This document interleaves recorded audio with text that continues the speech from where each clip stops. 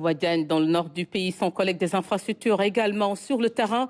Déthié Fall a bouclé sa tournée dans la région de Matam. Il a visité plusieurs infrastructures et constaté l'arrêt des travaux à l'hôpital de Ourossogui et l'ISEP de Matam. Par ailleurs, il s'est félicité de l'état d'avancement de l'université, des travaux de l'université Abdou Wade. Depuis bientôt 2 ans, les travaux de l'hôpital de Ourossogui sont à l'arrêt. Selon le ministre des Infrastructures, cette interruption résulte d'un désaccord entre l'entreprise contractante et l'État du Sénégal.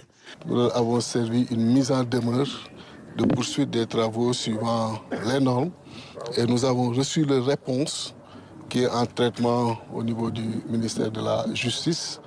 Et à l'issue de ce traitement, on saura le sens qu'on donnera justement à cette affaire. Autre infrastructure qui tarde à être achevée, l'ISEP de Matam, lancée en 2016 pour un délai de 10 mois.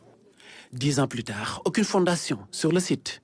On loue des bâtiments, ça grève le budget de fonctionnement de notre institution et nous n'avons pas un environnement adéquat pour l'apprentissage de nos apprenants.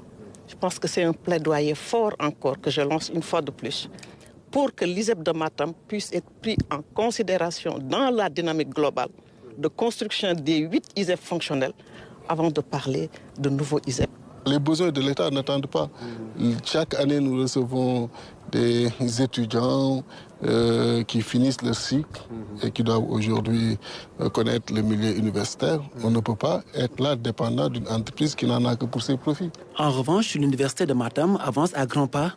Les grosses œuvres sont réalisées sur les 27 bâtiments.